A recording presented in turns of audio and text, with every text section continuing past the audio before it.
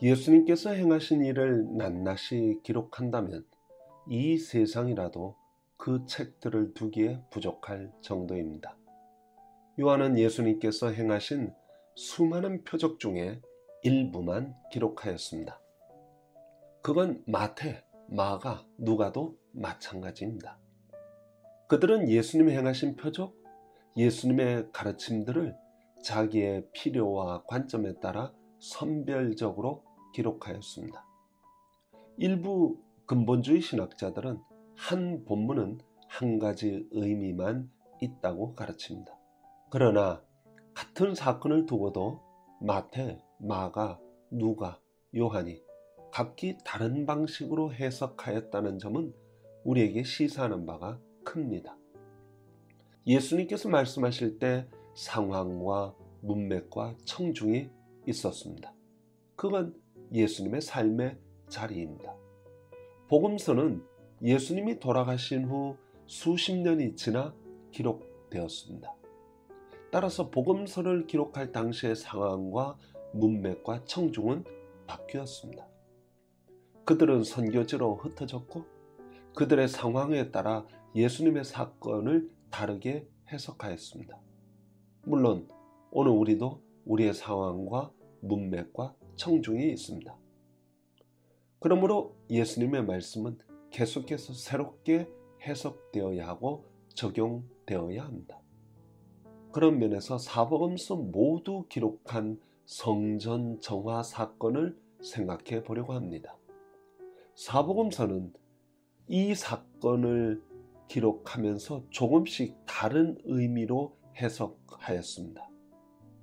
예수님께서 예루살렘 성전에 들어가 환전상과 장사치들의 상을 뒤엎고 내 집은 만민이 기도하는 집이지 강도의 구렬이 아니라고 하였습니다. 흔히들 이 사건을 성전 정화 사건이라 합니다. 과연 그럴까요? 정화라 하면 더럽혀진 부분을 깨끗게 하여 새롭게 쓴다는 뜻입니다. 이러한 생각으로 예수님의 행동을 해석하면 성전에서 하는 상업적 활동의 부적절함과 희생동물의 가격을 부풀리고 불공정한 환율을 적용하여 과도한 이윤을 취하는 종교 시스템과 그들의 하수인 노릇을 하는 상인들을 문제시하는 것입니다. 물론 마태와 누가는 그런 식의 해석을 따르고 있습니다. 누가는 예수님께서 성전을 깨끗게 하신 후 성전에서 가르치셨다고 말하므로 성전 청소의 목적이 성전의 회복임을 나타냈습니다. 마태는 예수님께서 성전을 정리하신 후 성전 뜰에서 맹인들과 안진뱅이와 같은 병자들을 고쳐주는 이야기를 하므로 성전의 기능은 사람을 온전케 하고 회복시키는 곳임을 보여줍니다. 이런 의미에서 이 사건을 성전 청소 사건으로 보아도 과히 틀린 해석은 아니라고 생각합니다. 그러나 마가와 요한은 전혀 다른 방식으로 이 사건을 해석하였습니다. 요한은 이 사건을 소개한 후 이 성전을 헐라 내가 사흘 동안에 일으키리라 하였습니다. 이는 자신의 부활을 두고 하신 말씀으로 유대교의 성전보다 더 나은 성전인 예수님 자신으로 대치될 것을 증거합니다. 그러니까 요한은 성전 청소가 아니라 성전의 대체를 가르쳤습니다.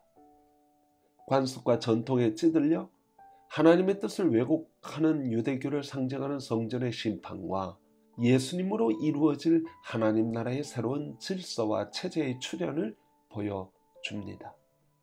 마가의 경우는 좀 더 과격합니다.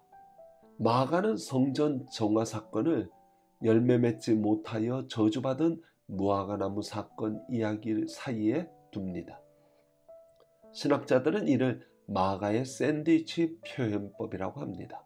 무화과나무, 성전 정화, 무화과나무라는 마가의 구도 배열을 기억하라고 켈번은 말합니다. 무화과나무 사건은 성전 사건을 해석합니다. 무화과나무는 성전을 상징하고 저주받아 말라 죽은 무화과나무는 성전의 죽음을 상징합니다. 이는 유대교 성전의 청소라기보다는 저주입니다.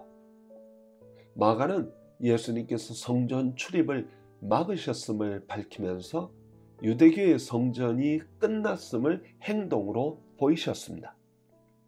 사실 예수님 당시의 예루살렘을 연구한 예레미야서에 따르면 성전을 중심으로 한 예루살렘은 근본적으로 경제 중심지였으며 실제로 도시 상업생활을 지배했습니다. 예루살렘 성전은 종교적으로 뿐만 아니라 정치적으로 또 경제적으로 중심이었습니다. 예루살렘에는 환전상과 재물을 바꾸는 사람뿐만 아니라 수많은 직업군들이 있었습니다. 전 세계에 흩어진 유대인들이 절기를 지키려고 예루살렘으로 찾아올 때 자연스럽게 환전상도 필요하고 희생제물을 거래하는 일도 필요했습니다. 예수님께서 단순히 그것을 문제 삼은 것이 아니라 성전을 중심으로 한 예루살렘과 유대교의 허상을 깨뜨리고 새로운 하나님 나라를 세우고자 하십니다. 영국 웨일즈 람피터 대학에서 신약학을 연구한 선정규 박사는 예수님의 성전 청결 사건을 성전 청결 사건으로 불러서는 안 된다고 주장합니다. 왜냐하면 예수님의 의도는 성전을 청결하게 개혁하여 다시 사용하려는 의도가 아니라 기존의 성전을 무효화 내지는 멸망시키고 전혀 다른 새로운 성전을 일으키는 데 있기 때문입니다.